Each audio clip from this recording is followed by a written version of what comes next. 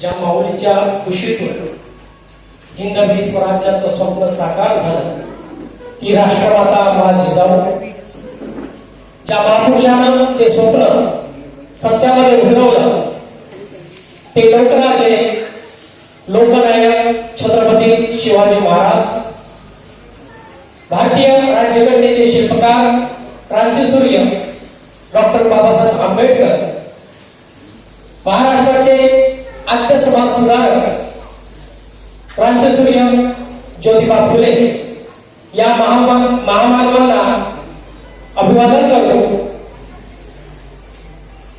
राज्य परिवहन मित्रांनो, महाराष्ट्राचे आराध्य दैवत, महाराष्ट्राचे स्फूर्तिस्थान म्हणून आपण शिवरायांकडे पाहतो.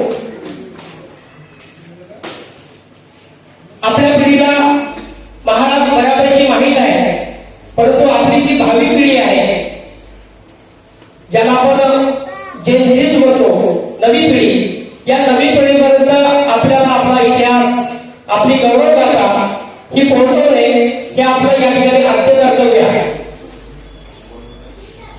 साधारणतः फाल्गुन वैद्य तृतीया शके 1551 म्हणजेच 19 फेब्रुवारी 1630 रोज शुक्रवारला पुणे जिल्ह्यातील शिवनेरी किल्ल्यावर महाराजांचा जन्म झाला आणि एका नव्या युगाला, एक नव्या क्रांतीला आपल्या महाराष्ट्रामध्ये सुरुवात झाली.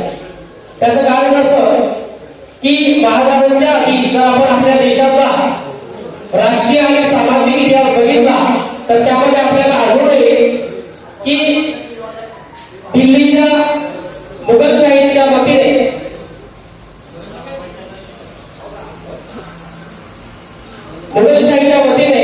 आणि दख्खनमध्ये जे आदिलशाह, निजामशाह, कुतुबशाह, इमादशाह, फरीदशाह यांनी आपल्या प्रजेवर अनन्वित अत्याचार केले होते, अनेक कर लादले होते आणि सामान्य माणसाचं जीवन हे अतिशय दुःखमय झालेले होते.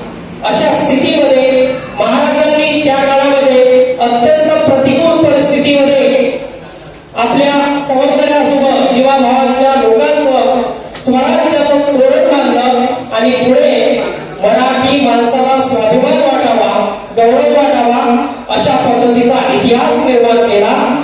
आणि आज आपण या ठिकाणी साधारणतः 400 वर्षानंतरही महाराजांचे विचार, महाराजांची शौर्यगाथा आज आपण या ठिकाणी अनुभवतो आहोत, जगत आहोत आणि त्यामधून नवीन प्रेरणा, नवीन असा ध्यास घेऊन आपण मार्गक्रमण करीत आहोत.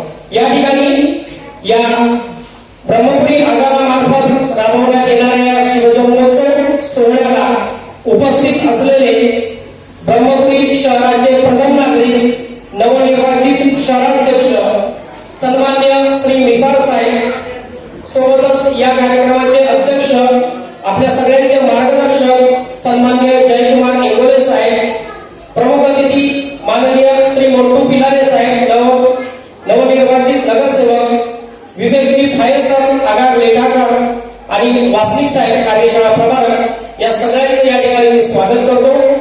आणि येणाऱ्या भावी पिढीला आपल्या या विचारांच्या माध्यमातून शिवाजी महाराज काय होते आणि कशा पद्धतीने त्यांनी आपलं जीवन चरित्र चालवलं, कशा पद्धतीने दूरदृष्टीचे राजे म्हणून आपण त्यांचा गौरव करतो.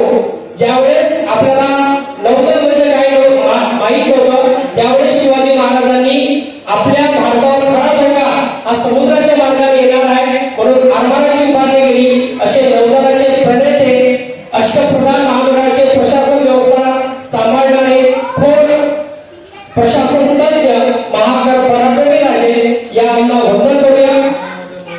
कार्यक्रमाची रूपरेषा बघता आणि वेळेचं भान बघता या ठिकाणी मी माझे प्रास्ताविक संपवतो. जय हिंद, जय महाराष्ट्र.